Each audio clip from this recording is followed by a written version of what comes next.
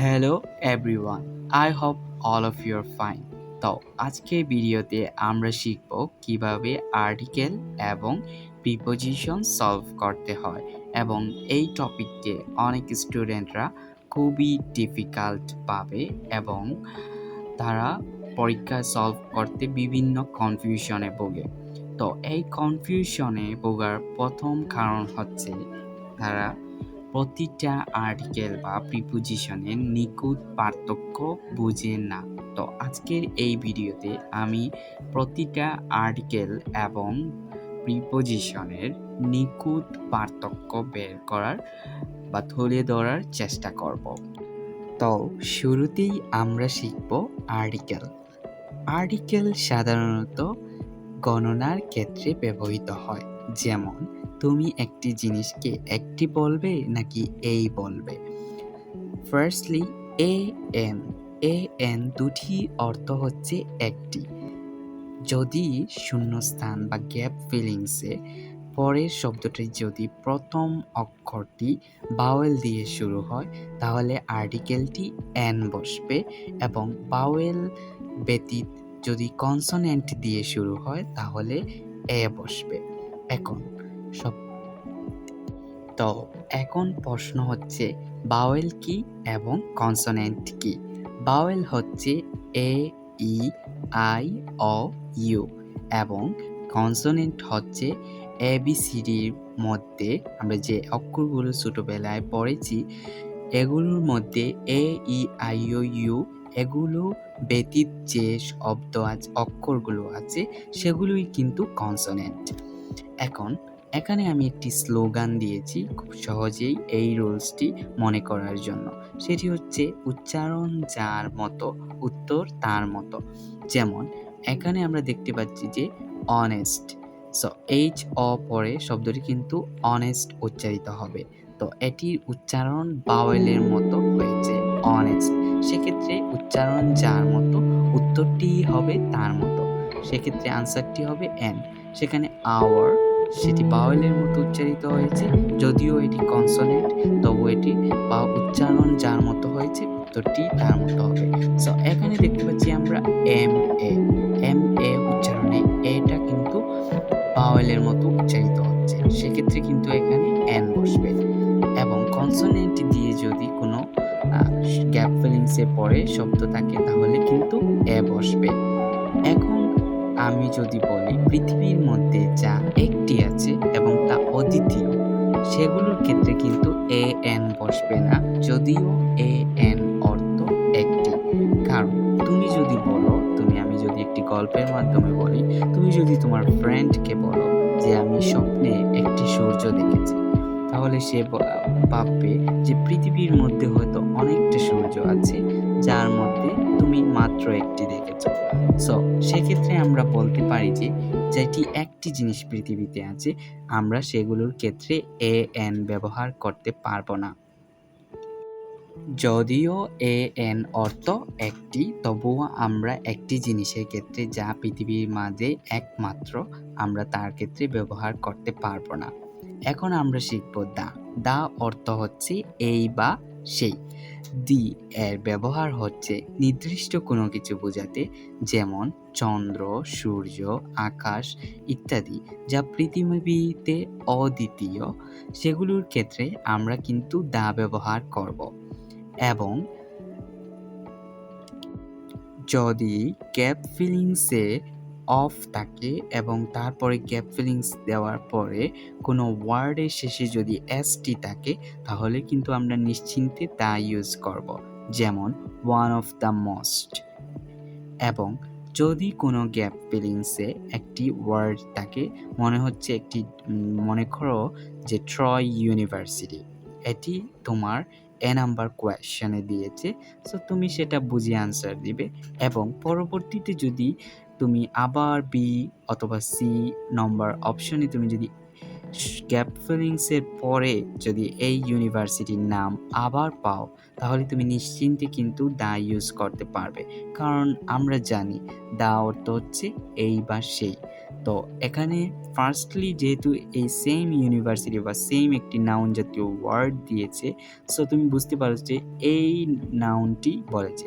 মনে করো তুমি বলছো যে আমি একটি স্কুলে পড়ি, পরবর্তী লাইনে কিন্তু তুমি আবার বলবে না যে আমি একটি স্কুলে পড়ি এবং আমি একটি স্কুলে যাই। তুমি বলবে আমি একটি স্কুলে পড়ি এবং আমি সেই স্কুলে যাই। সো সেই অর্থে কিন্তু তা ব্যবহার হয়। তো এখন আমরা শিখব ক্রসের ব্যবহার। ক্রস মূলত ব্যবহৃত হয় যা পরিমাপ করা যায় না এবং যা একটিও বলা যায় না এবং এই বা সেই বলা যায় না, যেমন ওয়াটার, জুস, মিল্ক, এক কথায় পানি জাতীয় জিনিস, এবং ভাষা যেমন ইংলিশ। তুমি কি বলতে পারবে যে আমি একটি ইংলিশ শিখেছি? ন, তোমাকে বলতে হবে যে আমি একটি ইংরেজি বই পড়েছি। সো আমরা জানি যে ভাষাকে যেমন হিসাব করা যায় না, ঠিক তেমনি পানি জাতীয় জিনিস হিসাব করা যায় না, তেমনি অনেক কিছু জিনিস আছে যা হিসাব করা যায় না, সেক্ষেত্রে কিন্তু আমরা ক্রস ব্যবহার করব।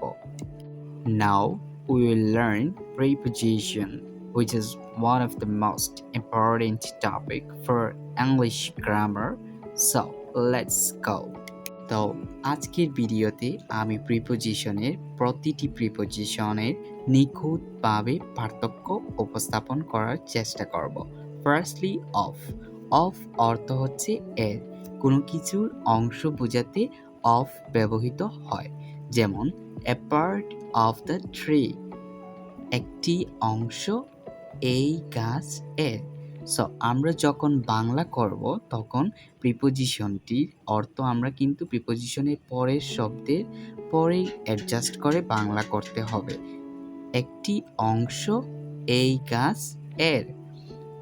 এখন আমি যদি বলি অফ পরে একটি বড় নাউন বা একটি বড় জিনিসের নাম বসবে, যারই একটি অংশ অফ এর পরে বসবে, যেমন একটি গাছের অংশ।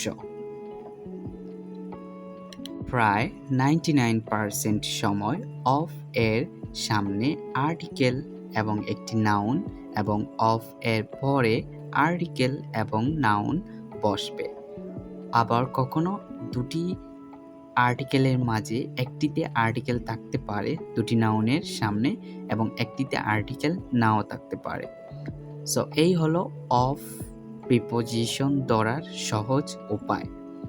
সেকেন্ড হচ্ছে ফর। ফর অর্থ হচ্ছে জন্য, কোনো কিছুর কারণ বোঝাতে ফর ব্যবহৃত হয়।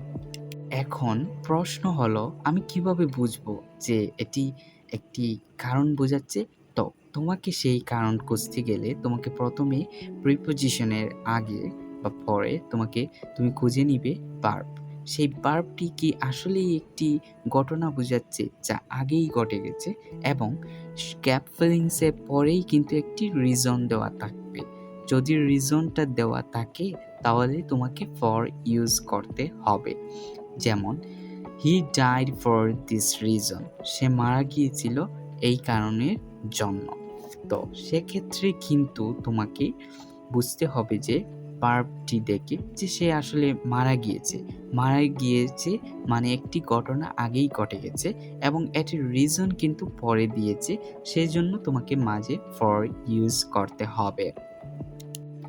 থার্ড হচ্ছে উইথ। উইথ অর্থ হচ্ছে সাথে।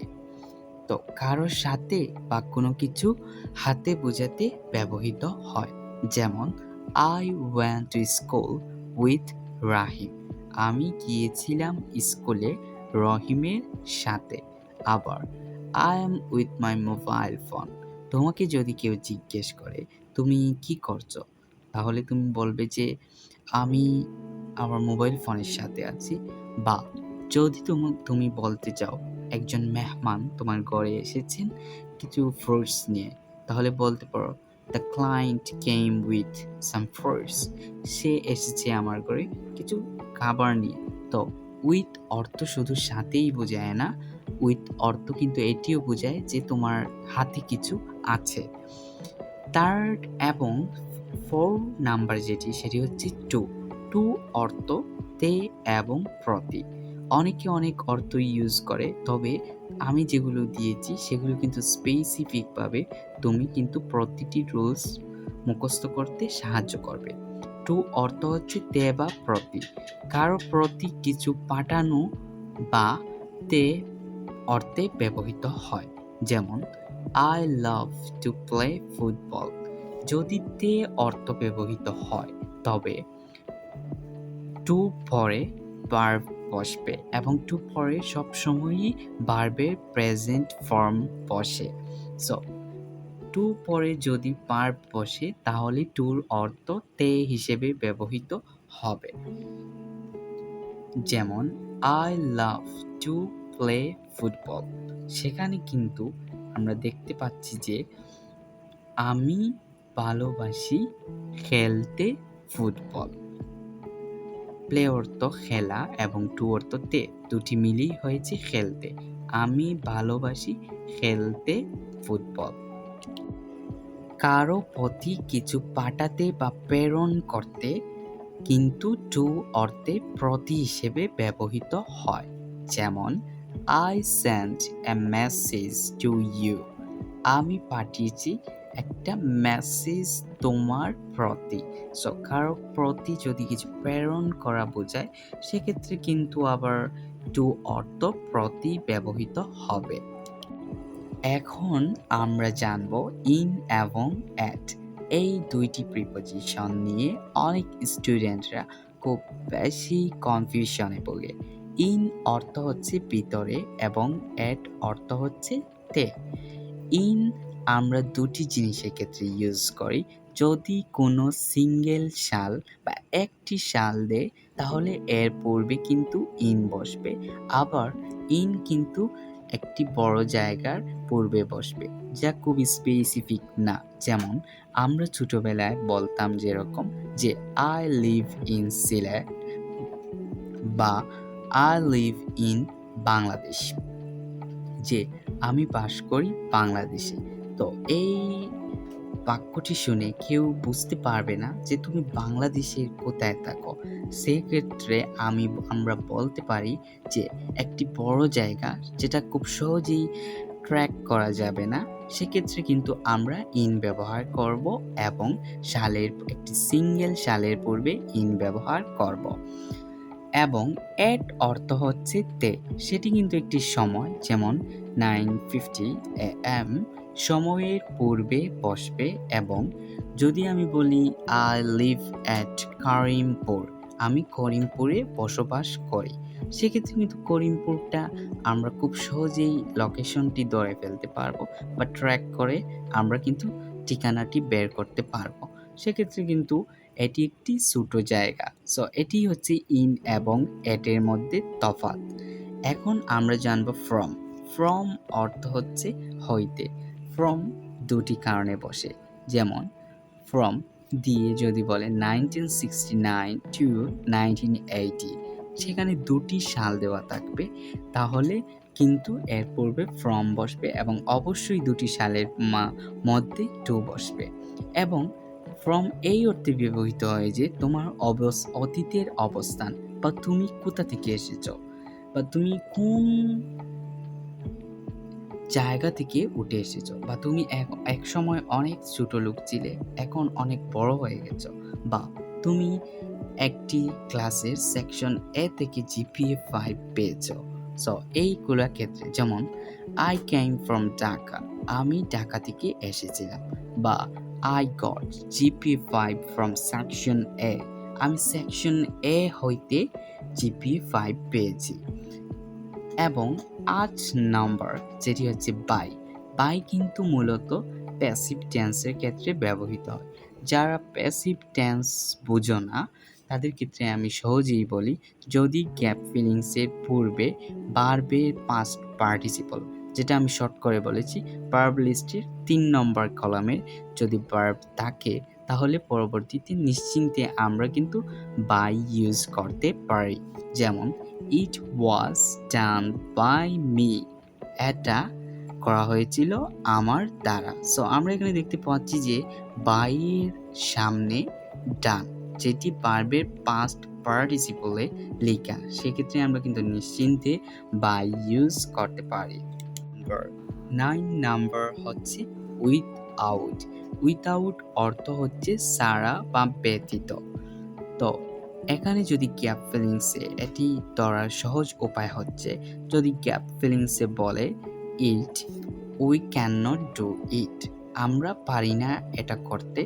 সো এখানে দেখতে পাচ্ছি যে উইথাউট ইট, এটা ছাড়া আমরা কিছুই করতে পারি না। সেক্ষেত্রে আমরা বুঝতে পারি যে উইথাউট প্রিপোজিশনের পরে বা সামনে যে বাক্যটি থাকবে সেটি কিন্তু নেগেটিভ বা ইম্পসিবল কিছু থাকবে, যা ছাড়া আমরা করতে পারবো না। যেমন এটা ছাড়া আমরা করতে পারবো না, বা without you we can't go here, তুমি ছাড়া আমরা যেতে পারবো না। বিফোর অর্থ হচ্ছে আগে এবং আফটার অর্থ হচ্ছে পরে। সো আগে এবং পরে অদৃশ্য কোনো কিছু সামনে বা পরে বোঝাতে বিফোর বা আফটার ব্যবহৃত হয়। যেমন কোনো সময়, যে এই সময়ের পূর্বে, before the time I never seen, এই সময়ের আগে আমি কিছুই দেখিনি বা কিছুই দেখব না। সেক্ষেত্রে কিন্তু সময় যেটি অদৃশ্য, আমরা দেখতে পারি না, এবং অবাস্তব কথা, যেমন শান্তির দরজা, সো যেগুলো অবাস্তব আমরা দেখতে পারি না, এগুলো কিন্তু আগে বা পরে বোঝাতে বিফোর এবং আফটার ইউজ হয়। এবং বিসাইড এবং বিহাইন্ড, বিসাইড সাইড থেকে কিন্তু বিসাইডটি এসেছে, সাইড মানে হচ্ছে পাশে, সো বিসাইড মানে হচ্ছে পাশে, এবং বিহাইন্ড মানে হচ্ছে পিছনে। সো এই অর্থে এগুলা ব্যবহৃত হয়। এবং আন্ডার বা বিলো অর্থ হচ্ছে নিচে, আন্ডার বা বিলো হচ্ছে নিচে, এবং অন, অন হচ্ছে হচ্ছে মধ্যে, কোনো কিছুকে স্পর্শ করে উপরে থাকলে অন ব্যবহৃত হয়। যেমন একটি টেবিলের উপরে একটি বল আছে, যা কিন্তু টেবিলকে স্পর্শ করে আছে। যেমন the mobile phone on the table, এই টেবিলের উপরে মোবাইল ফোনটি আছে, সেক্ষেত্রে কিন্তু অন ব্যবহৃত হবে। এবং আরও দুটি কারণে অন ব্যবহৃত হয়, যেমন অন 30 জানুয়ারি, কোনো তারিখের পূর্বে কিন্তু অন বসবে, এবং আমাদের সাপ্তাহিক দিন বা ডে জাতীয় শব্দ, যেমন holiday, Friday, Saturday, Sunday, Monday, Tuesday, Wednesday, সেগুলোর পূর্বে কিন্তু অন ব্যবহৃত হবে। সো ফাইনালি আমি বলবো in front of. In front of হচ্ছে সামনে বা দৃশ্যমান কিছু বোঝাতে। He is in front of me, সে হয় আমার সামনে। যদি কোনো দৃশ্যমান কিছু বা বাস্তব কিছু তোমার সামনে বোঝায়, সেক্ষেত্রে কিন্তু ইন ফ্রন্ট অফ বসবে। ফাইনালি হচ্ছে বিটুইন। বিটুইন কিন্তু দুইয়ের মধ্যে বোঝাতে ব্যবহৃত হয়। যেমন বিটুইন রাহিম অ্যান্ড কারিম, তো এই দুটি নাউনের মধ্যে অ্যান্ড আছে। সো আমরা কিন্তু খুব সহজেই বিটুইন ধরতে পারবো, যদি আমরা বিটুইনের পরবর্তী শব্দগুলোতে দুটি নাউন থাকবে এবং এদের মধ্যে কিন্তু অ্যান্ড থাকবে। এবং অন্য একটি কারণে বিটুইন আমরা ধরতে পারি, সেটি হচ্ছে বিটুইন পরে টু দিয়ে একটি নাউন বলবে, যেমন বিটুইন টু বলস, এই দুইটি বলের মধ্য দিয়ে, বা রহিম এবং করিমের মধ্য দিয়ে, টোটাল কথা দুইটি জিনিস থাকবে। এবং অ্যাবাউট অর্থ হচ্ছে সম্পর্কে, কোনো কিছুর সম্পর্কে বোঝাতে অ্যাবাউট ব্যবহৃত হয়। যেমন তুমি যদি একটি বিষয় সম্পর্কে বলতে চাও, সেক্ষেত্রে কিন্তু অ্যাবাউট ইউজ হবে। যেমন I ওয়ান্না say about this book, আমি বলতে চাই এই বইটি সম্পর্কে। আশা করি ভিডিওটি ভালো লেগেছে এবং আমি এই ভিডিওতে প্রতিটি আর্টিকেল এবং প্রিপোজিশনের নিখুঁতভাবে পার্থক্য তুলে ধরার চেষ্টা করেছি।